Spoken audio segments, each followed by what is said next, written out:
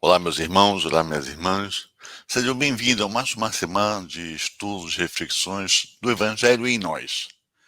No dia de hoje, estaremos concluindo o capítulo 13 no item da beneficência. Vamos lá, então, meus irmãos. Item 13. Chama-me caridade. Sou a rota principal que conduz a Deus. Segue-me, porque sou o objetivo a que todos deveis visar.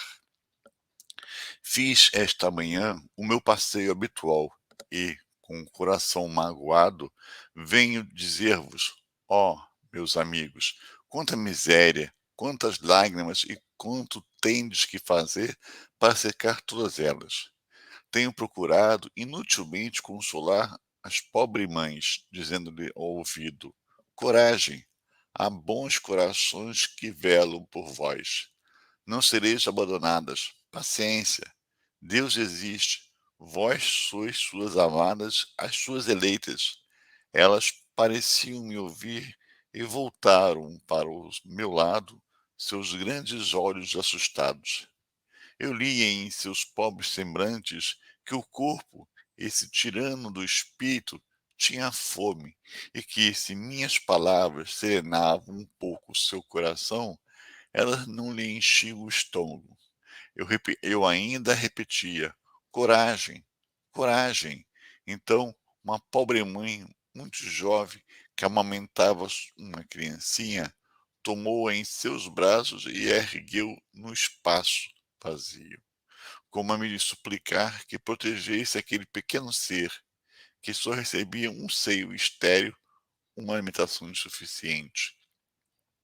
Mais adiante, meus amigos, vi pobres velhos sem trabalho e em breve sem abrigo, atormentados por todos os sofrimentos da pobreza e envergonhados da sua miséria.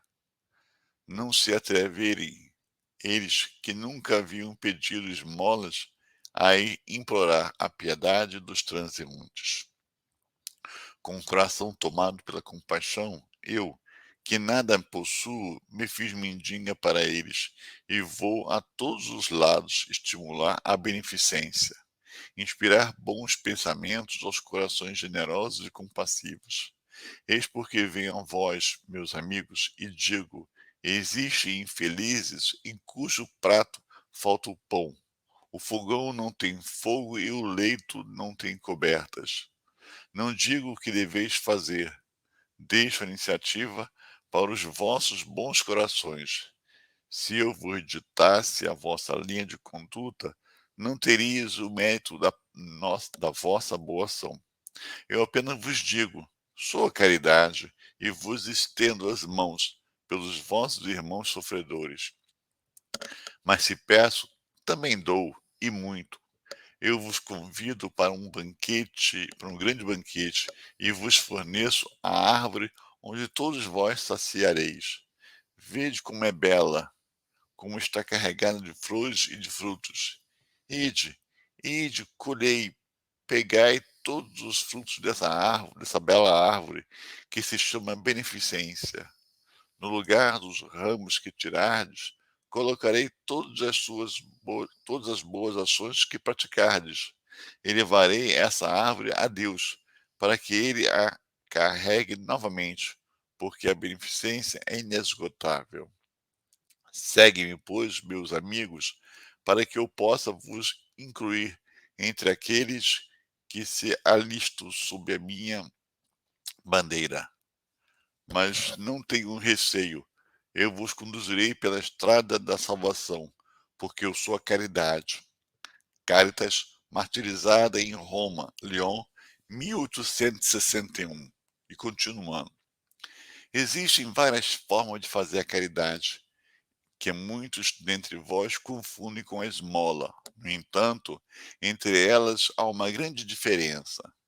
A esmola, meus amigos, algumas vezes é útil, porque alivia os pobres, mas quase sempre é humilhante para quem a dá e para quem a recebe. A caridade, ao contrário, une o benfeitor ao beneficiado, e além disso, ela se disfarça de muitas maneiras. pode ser caridoso mesmo com os parentes, com os amigos, sendo indulgentes uns com os outros, perdoando as suas fraquezas e tendo cuidado de não ferir o amor próprio de ninguém. Para vós, espíritas, na forma como tratais aqueles que não pensam como vós, induzindo os menos esclarecidos a crer, e isso sem os melindrar, sem romper com as suas convicções, mas levando-os amavelmente às nossas reuniões, onde poderão nos entender e onde saberemos encontrar a brecha por onde poderemos penetrar em seus corações. Eis aí uma das faces da caridade. Entendei agora o que é caridade para com os pobres, esses deserdados aqui na terra, mas os recompensados de Deus, se souberem aceitar suas misérias sem se queixarem. E isso depende de vós. Vou me fazer compreender por um exemplo. Observo várias vezes na semana uma reunião das senhoras de todas as idades. Para nós, como sabeis, são todas irmãs. O que fazem? Elas trabalham rápido, muito rápido. Seus dedos são ágeis. Veja como seus rostos estão radiosos e como seus corações batem em uníssono. Mas qual é o seu objetivo? É que elas veem aproximar-se o inverno, que será rigoroso para os lares pobres. As formigas não puderam acumular durante o verão o alimento necessário à provisão, e a maior parte dos seus pertences está empenhada. As pobres mães se inquietam e choram, pensando nos filhos que neste inverno sentirão fome e frio. Mas paciência, pobres mulheres, Deus inspirou a outras, mais infortunadas do que vós. Elas se reuniram e estão confeccionando roupinhas para vós. Depois, um desses dias, quando a neve houver coberto a terra e vos lamentardes, dizendo: Deus não é justo, porque são essas as vossas palavras com sofreis, vereis aparecer um dos filhos dessas bondosas trabalhadoras, que se constituíram as obreiras dos pobres. Sim, é por vós que elas trabalham assim, e vossas lamentações se transformarão em bênçãos, porquanto no coração de cada sofredor o amor segue o ódio bem de perto. Como é necessário encorajar todas essas trabalhadoras, veja as comunicações dos bons espíritos, a elas dirigidas, chegarem de todos os lados. Os homens que fazem parte dessa sociedade também lhes dão a sua ajuda, fazendo leituras que muito agradam. E nós, para compensar o zelo de todos e de cada um em particular, prometemos a essas obreiras laboriosas uma boa clientela que lhes pagará à vista em bênçãos, que é a única moeda que tem valor no céu, garantindo-lhes ainda e sem medo de nos anteciparmos que essa moeda nunca lhes faltará.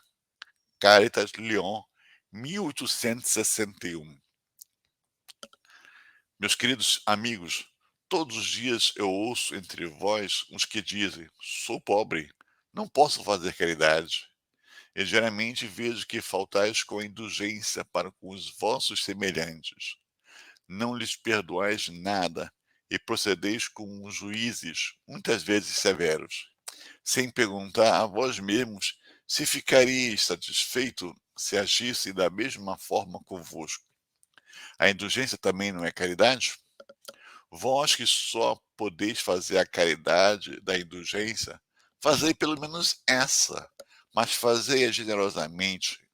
Em relação à caridade material, quero vos contar uma história do outro mundo. Dois homens acabavam de morrer. Deus havia dito: enquanto esses homens viverem, cada um terá as suas boas ações colocadas em um saco. Por ocasião da sua morte, esses sacos serão pesados. Quando os dois homens morreram, Deus mandou que lhes trouxessem os dois sacos.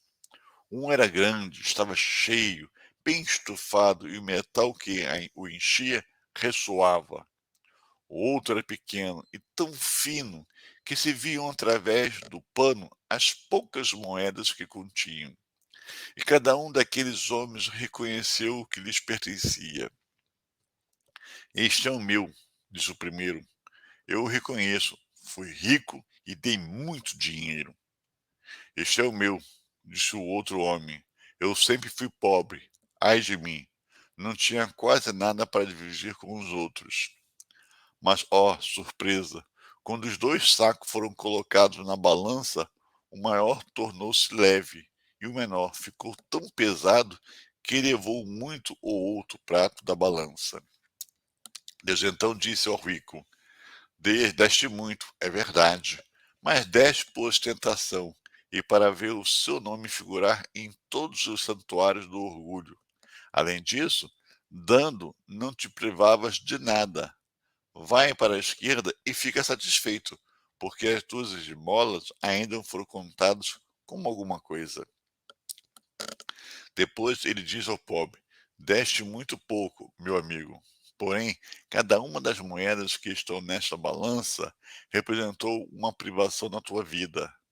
Se não deste esmola, fizeste a caridade. E o que é mais importante, fizeste a caridade naturalmente, sem pensar que ela seria levada em conta. Foste indulgente, não julgaste o teu semelhante, ao contrário, tu o desculpaste em todas as suas ações. Passa para a direita e vai receber a tua recompensa. Mensagem do Espírito Protetor, Lyon, 1861. A mulher rica, feliz, não tem necessidade de empregar o seu tempo nas tarefas domésticas. Não pode consagrar algumas horas em trabalhos úteis aos seus semelhantes?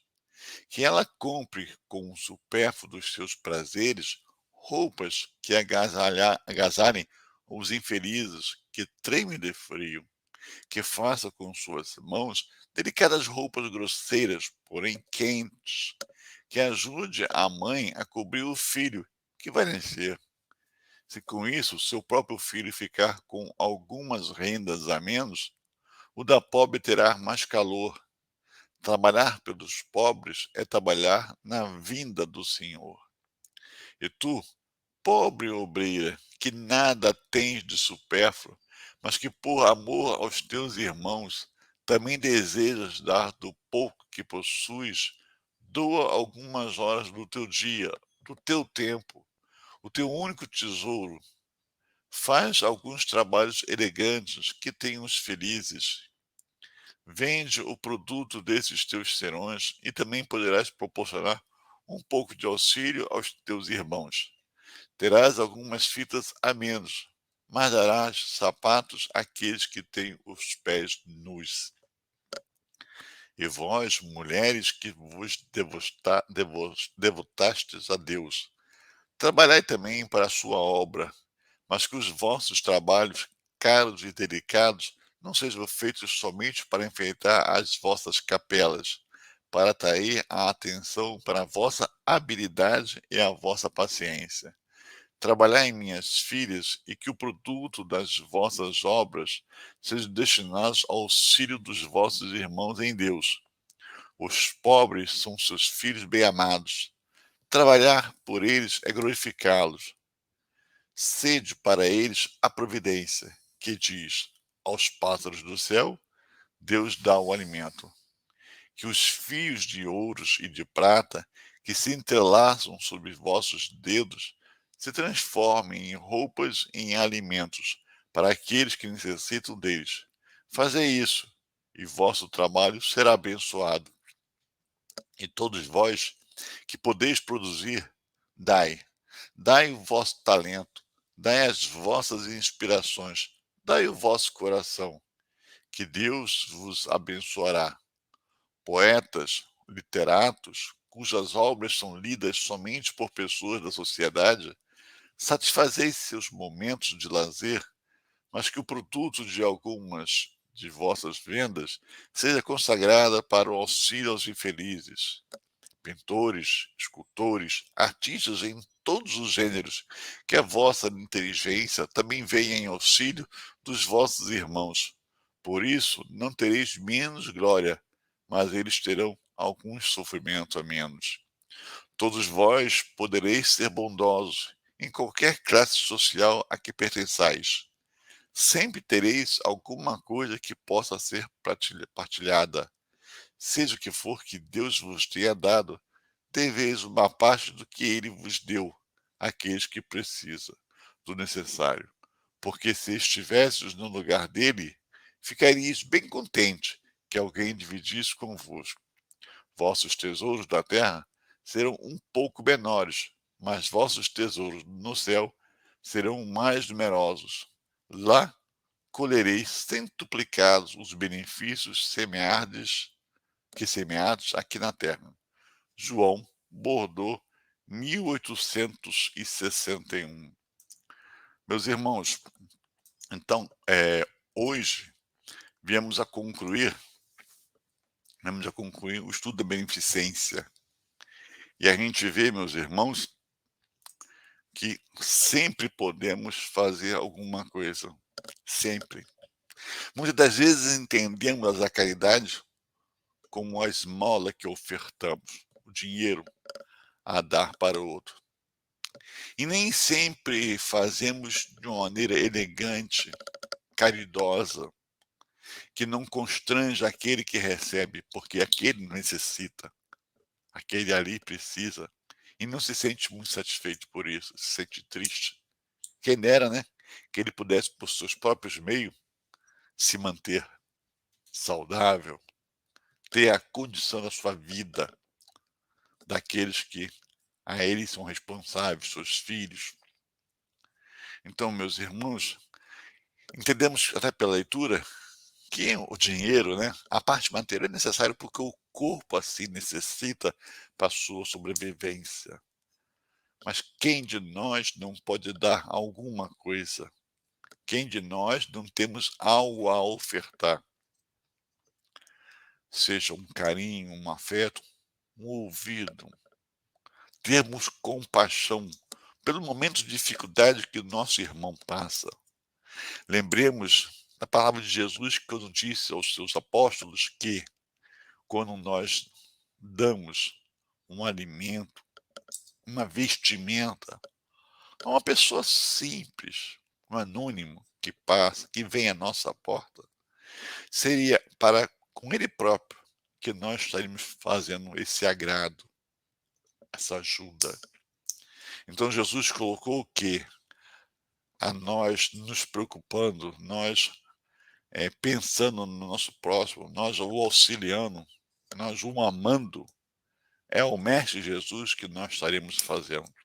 Então Jesus ensina que temos que ver no outro a sua imagem, né? É fazendo ao outro, é servindo ao outro, ao próximo, que estamos servindo ao Mestre Jesus. Então vamos entender o outro, vamos compreender a caridade, entender a diferença, entender o momento de cada um, entender uma palavra de repente mais agressiva, porque nós não sabemos como é que está aquele ser com as suas lutas, com as suas aflições, também é caridade. Se colocar no lado, já que não temos nada para ofertar, ou mesmo que tenhamos algo para ofertar, se colocar no lado e fazer daquele invisível um ser visível, um ser vivo, um ser que tem sentimentos, emoções, necessidades, e com ele compartilhar momentos de confraternização, momento em que nós nos colocamos igual, porque igual somos, todos nós somos iguais uns aos outros, porque o Pai não criou com distinção. Então, doamos o nosso tempo, doamos o nosso amor, doamos o nosso sentimento, doamos os nossos recursos que nós tenhamos a ofertar, né? Se são pouco, será que não dá para tirar um pouquinho? Vamos privar? Vamos. Mas o outro, de repente, não está em uma privação maior. E aquela nossa pouca privação, não dá para levar, não dá para levar. Temos que lembrar que tudo que nós temos, nada é nosso. Somos fiel depositário, é de Deus. Tanto é que quando nós voltamos para a pátria espiritual, nada levamos, a não ser os nossos valores, a nossa inteligência, a nossa conduta moral, o nosso, né? Isso é o nosso tesouro, é o que nós somos, é o que nós levamos. Então, na verdade, quando nós ofertamos um alimento, uma vestimenta, não é nosso, nós estamos só distribuindo o que ganhamos, não é verdade? Mas vamos dar também o que é nosso. Se eu posso dar alguma coisa material, que seja envolvido do que eu tenho de melhor, a minha essência divina, o meu amor, o meu carinho, o meu afeto, a minha atenção. Fica aí, meus irmãos, após essas 2 semanas dessas reflexões sobre a beneficência, que possamos repensar a nossa conduta, que possamos avaliar como nós estamos nos comportando. E aí não fica nenhuma crítica, não fica nenhuma crítica, porque todos nós estamos na nossa luta, mas fica a oportunidade de refletir e de avaliarmos, porque é para isso que nós viemos aqui, para avaliar a nossa conduta e melhorar, porque o nosso caminho é a perfeição. Meus irmãos, uma boa semana a todos e um beijo em vossos corações. Fiquem com Deus.